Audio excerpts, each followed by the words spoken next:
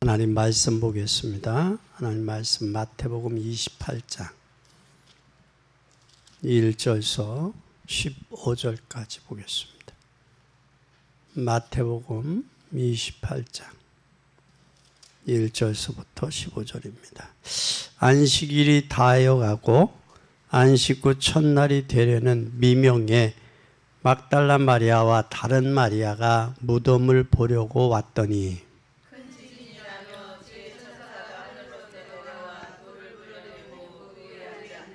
그 현상이 번개 같고 그 옷은 눈같이 익거늘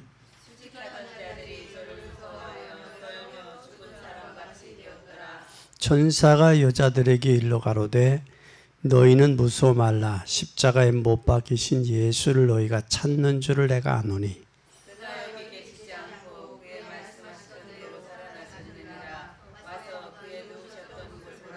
또 빨리 가서 그의 제자들에게 이르되 그가 죽은 자 가운데서 살아나셨고 너희보다 먼저 갈릴리로 가시나니 거기서 너희가 배우리라 하라. 보라 내가 너희에게 일렀느니라 하거늘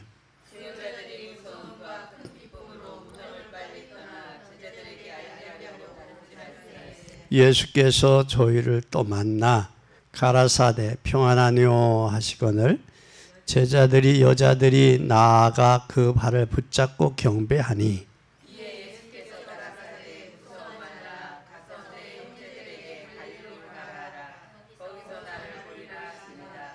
여자들이 갈새 파석꾼 중 몇 이 성에 들어가 모든 된 일을 대제사장에 고하니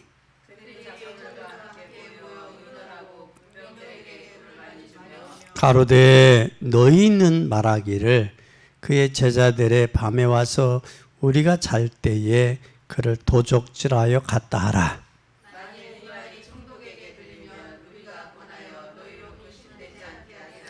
군병들이 돈 받고 가르친 대로 하였으니 이 말이 오늘날까지 유대인 가운데 두루 퍼지니라. 아멘. 오늘 말씀의 제목을 보면 그의 누우셨던 것을 보라.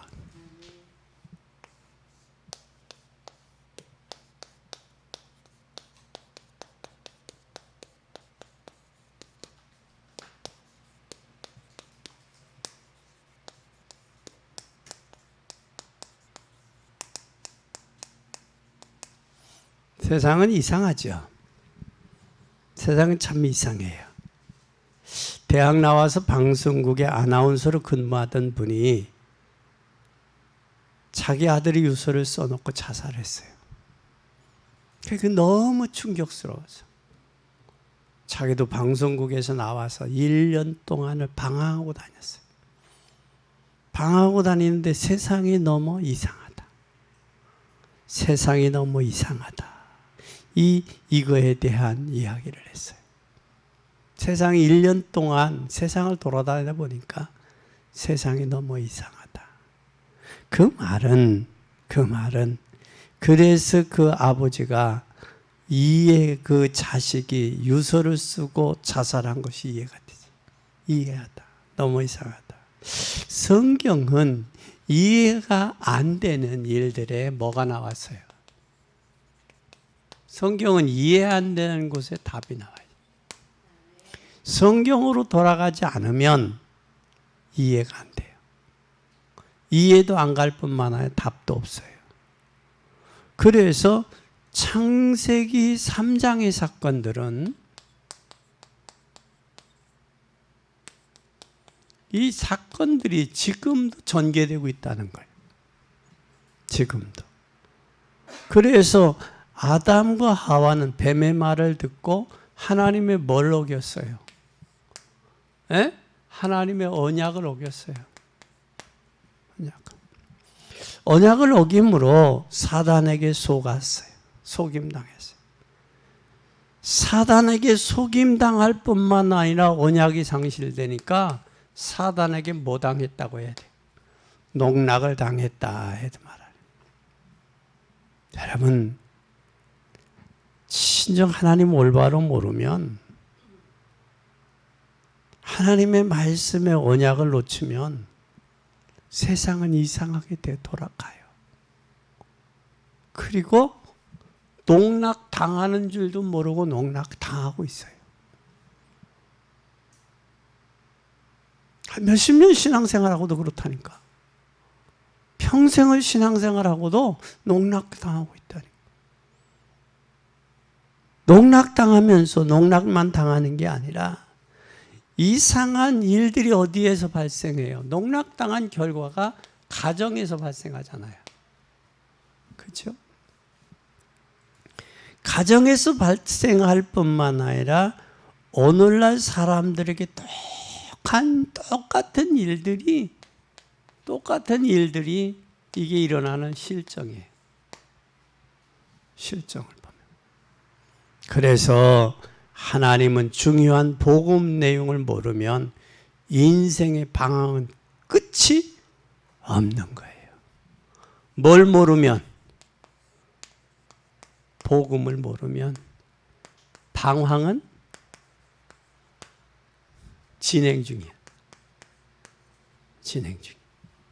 그러니까 왜 하나님께서 예수 그리스도를 보내셨고 나의 죄를 위해 십자가에 지셨는지 이것에 대한 결론이 나지 않으면 인생 방황 끝이 안 나요. 그렇죠? 끝이 안 나요. 다음에 몽골을 한 번 더 가시면 몽골 유목민들이 키우는 양고기를 한번 잡숴 보세요. 그 맛있어요. 잡섰어요? 네. 그리고 양은요, 털을 깎으면, 목동이 털을 깎으면 가만히 있어요. 그게 양이에요. 염소는 도망가요. 우리는 진짜 왜 우리에게 복음을 주셨는지 감사하지 않아요? 이게 발견됐느냐 못 됐느냐에 따라서 인생이 철이 들었느냐 못 들었느냐 알 수 있는 거예요. 여러분, 이 복음 발견하지 못하면 창세기 3장, 6장, 11장에 지금도 헤매고 있잖아요. 그게 전부있냐? 개인주의, 이기주의, 성공을 위해서 치닫고 있잖아요. 그래서 상대방을 높이는 게 아니라 상대방을 깔아뭉개고 짓밟잖아요.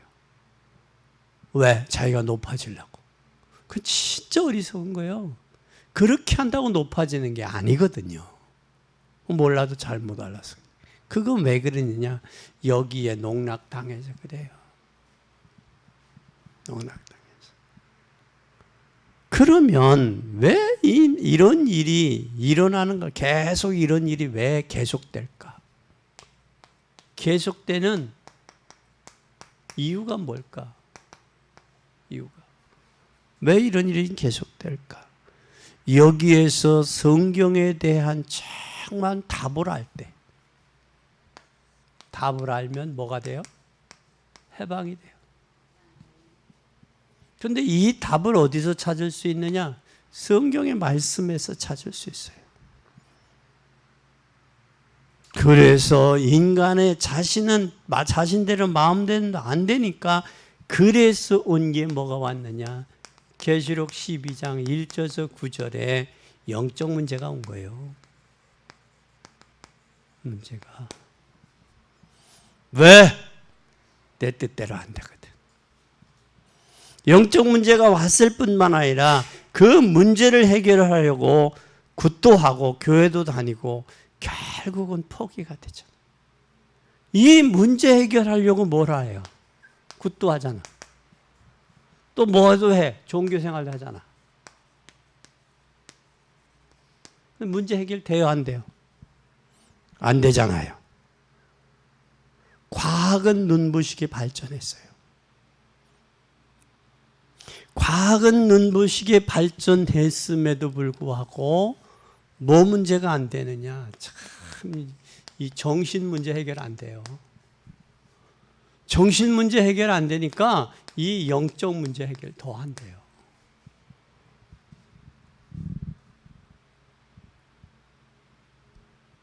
저거 해결이 안 돼요.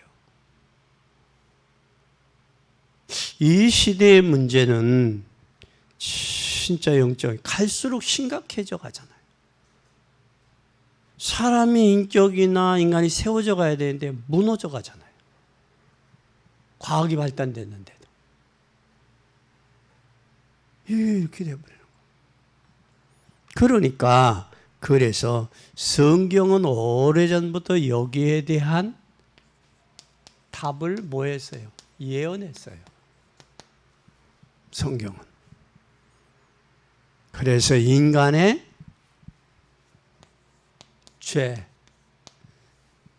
죄로 인해서 온 저주, 저주로 인해서 온 사단의 세력,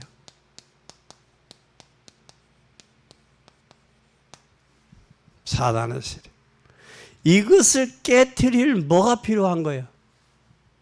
이 문제 해결할 메시아가 필요한 거예요. 이분이 바로 예수 그리스도. 아멘. 아멘. 그래서 하나님께서 예수 그리스도 메시아를 보내신다고 그렇게 예언했던 거예요. 그분이 오셨단 말이에요. 그럼 내 문제 해결돼야죠. 누구의 이름으로? 예수 그리스도 이름으로 해결돼야 되잖아요. 해결 안 되니까 여기에 지금도 언약을 놓치고 농락당하고 가정의 문제, 실정이 이게 오잖아요. 계속해서 끊임없이. 우리는 이 문제가 해결되어져야 돼요. 그래서 이것을 안 믿으니까 계속 이야기하고 있어요. 그래서 성경 구약의 39권이 이야기하고 있는 거예요. 메시아를 뭐한다? 보낸다. 그럼 성경 자체는 이미 불신자도 인정한 상태예요.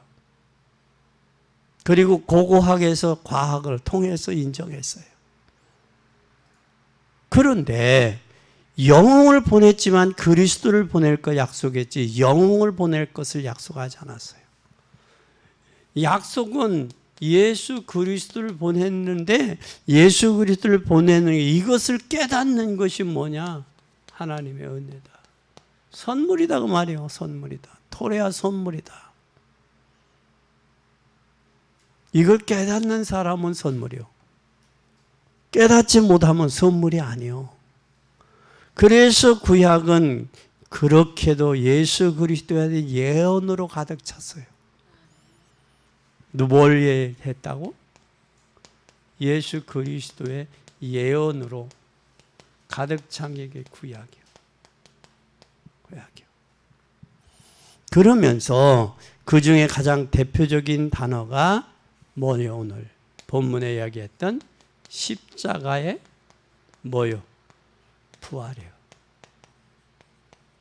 그러면 이 문제를 구약에 그렇게 예언했던 예수 그리스도에 대해 알면 우리는 날마다 부활절이 돼야 돼. 이 부활절에 위드와 임마누엘이 되는 거예요. 그래 원네스의 축복을 누리지요. 이 사실이 복음을 사실로 믿으면 구원받은 하나님의 뭐가 돼요? 사실로 믿을 때 구원받은 하나님의 자녀가 되는 거예요. 아멘. 아멘. 그럼 오늘 본문을 한번 잘 봐요. 두 번째 오늘 본문. 뭘 이야기하고 있어요? 본문에서. 부활에 대한 증거를 이야기하고 있죠.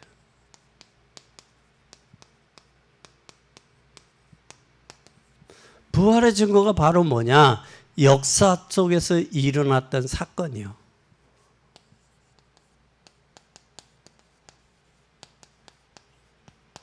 역사적인 사건이 바로 누구냐? 본디오 누구에게 고난을 받으셨어요?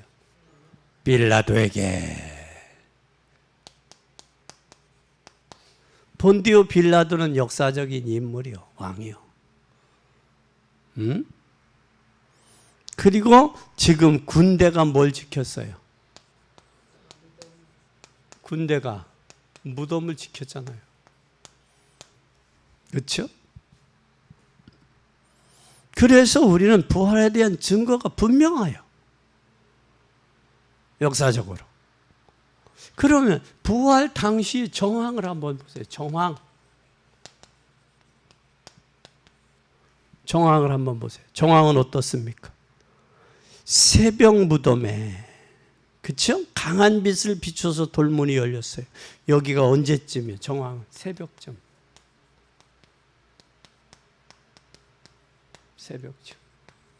새벽쯤에 뭐 했어요? 예수께서 걸어 나왔어요. 무덤에서. 그래서 군인들이 뭐 할 뻔했어요? 기절할 뻔했죠. 그런데 그 중에 군인이 하나가 하는 말이, 그가 말하던 대로 뭐 했다 그랬어요? 군인 하나가 말하던 대로 뭐 하았다? 살아나셨다. 말하던 대로. 그러니까 그가 예수님이 생존에 계셔서 말하던 대로 살아났다라는 말이에요. 그런데 그것을 막으려고 지금 뭘 줬어요? 군인에게 돈이요. 돈을 주면서 뭘 했어요? 입을 막았어요. 입을. 그리고 그 뒤에 책임은 지겠다 안 지겠다? 대제사장이 군병들에게 돈을 주었어요. 그렇죠? 12절에 보세요. 그들이 장로들과 함께 모여 있는하고 군병들에게 뭐를 많이 줬어요? 돈을 많이 줬어요. 얼마가 많은지는 몰라. 그래 많이 줬어. 그러면 오늘 예수님의 부활의 6가지 원칙을 한번 근거를 해보세요. 세 번째, 6가지 원칙. 한번 잘 보세요. 언제, 어디서, 어떻게, 누가, 무엇을, 왜. 그거 한번 적용해 보세요, 여러분. 언제, 어디서, 어떻게, 누가, 무엇을, 왜. 그리고 유대인들이 만들어낸 거짓말이 있어요.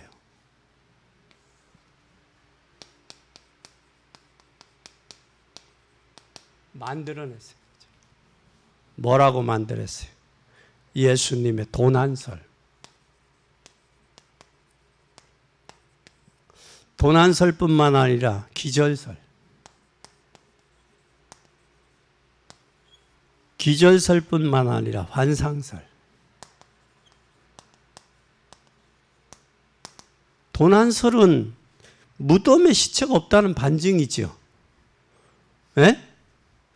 그리고 기절설은 예수님이 부활하셨다는 증거예요. 환상설은 예수를 본 사람이 있다는 반증이에요. 그래서 예수님은 천국에서의 완벽한 몸으로 부활하셨어요.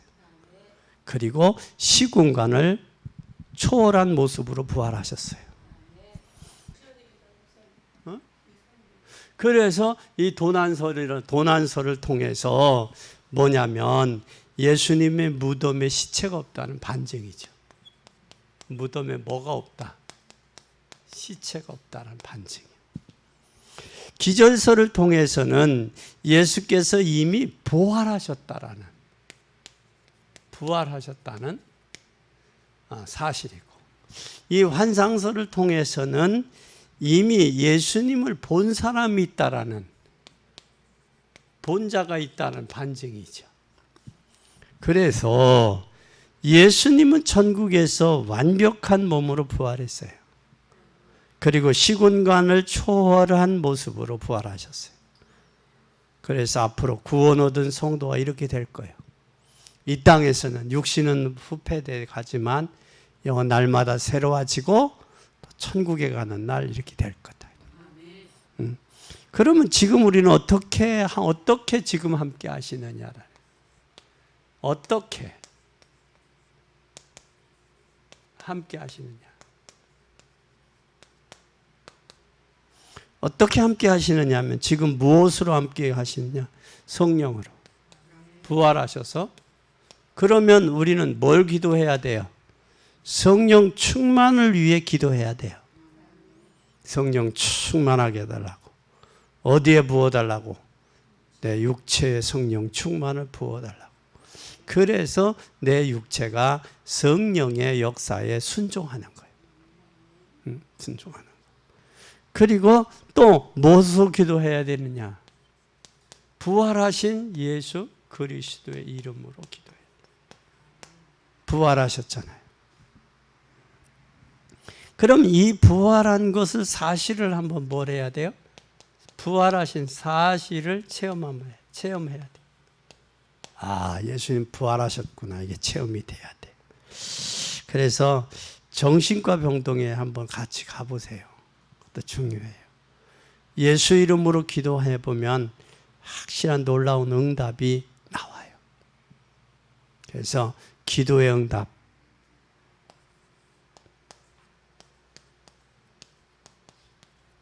중요합니다. 그러면 이제는 분명한 질문을 해봐요. 질문 한번 해봐요. 네 번째 질문.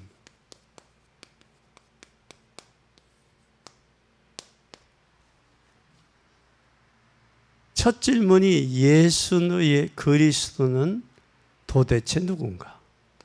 예수 그리스도는 누구인가? 질문 한번 해보세요. 예수 그리스도는. 여기에 답을 얻어야 돼요. 여기에 대한. 그리고 나는 성공했으나 동시에 영적으로 실패하고 있지는 않은지 한번 잘 보세요. 나는 성공했다.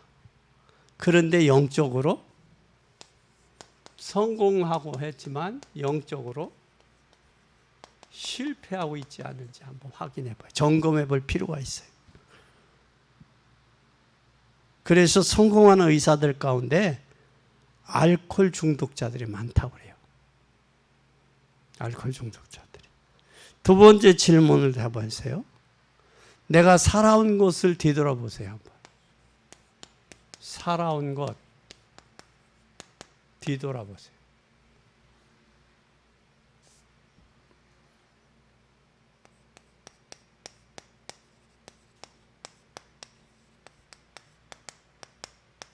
살아온 것 뒤돌아보세요.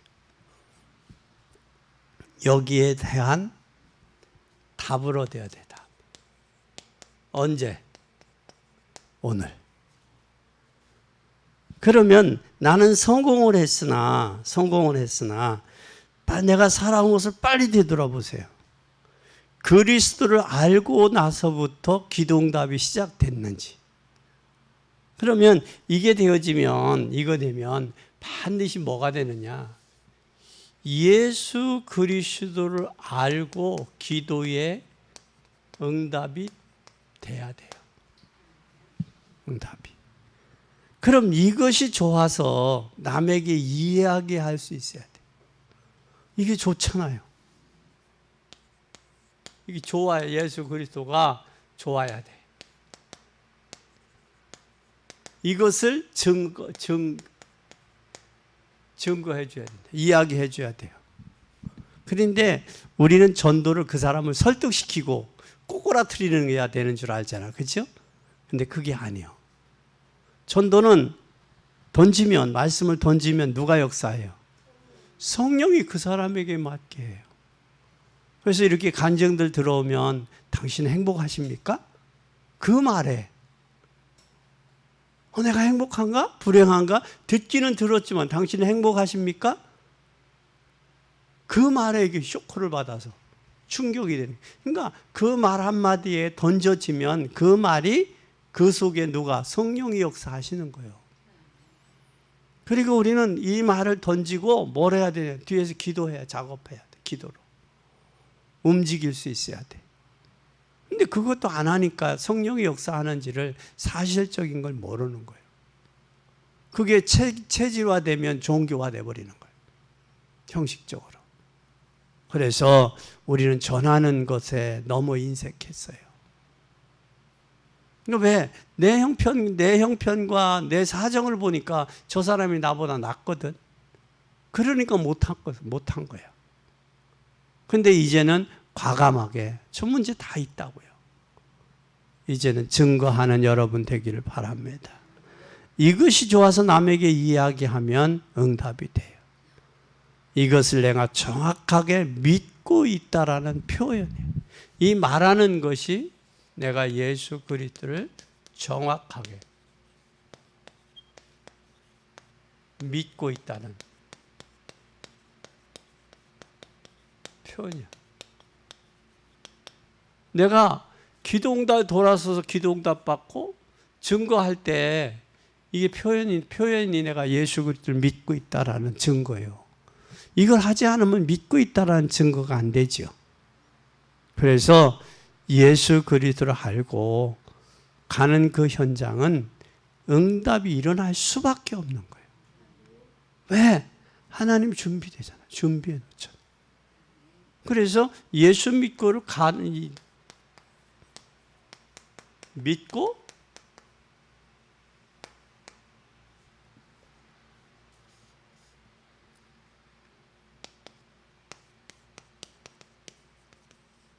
현장은 반드시 뭐가 따라와요? 의뢰 선교를 1년 전에 기다렸다고 그러잖아요. 그 말씀들을 이해한다고 그러잖아요. 그렇잖아요? 그게 성경의 역사고 성령의 역사요. 근데 우리는 그게 설득해서 되는 게 아니요. 하면 성령이 그 역사를 해요. 그래서 오늘 그에 놓으셨던 것을 보라. 이상한 세상에 성경의 분명한 답을 찾고 거기에 본문의 부활의 증거를 가지고 오늘 어떻게 함께 하느냐? 성령으로. 언제까지? 세상 끝날까지. 그래서 예수 그리스도의 이름으로 사실을 체험하고 기도응답 받고 그 다음에 나는 누군가, 예수 그리스도는 누군가, 나와 어떤 관계가 있는지 한번 질문해 보라고. 이것을 발견할 때에 성공한 인생이고 발견하지 못하면 실패한 인생이에요. 그러면 성공한 인생은 증거하는 거예요. 현장에서. 예수가 그리스도라고. 에? 여인이 예수님을 뭐라고 불러야 될까? 고민했잖아요. 나사렛, 다윗의 자손, 나사렛 예수여, 나를 불쌍히 여겨주소서. 자기가 그분에 대해 알고 있는 것, 다윗의 자손이라는 말은 이미 구약에 예언하셔 오셨던 분, 그분만이 내 인생의 문제를 해결할 수 있기 때문에 다윗의 자손 나사렛에 태어난 예수 그리스도요, 나를 불쌍히 여겨 주시옵소서. 예수님이 그 여인의 문제를 해결하잖아요. 우리도 예수가 나와 어떤 관계인지를 알고 한 만큼 증거하고 표현하고 응답의 역사가 올 수밖에 없다는 사실 기억하고 믿는 복된 여러분이 되기를 예수 그리스도의 이름으로 간절히 축원합니다.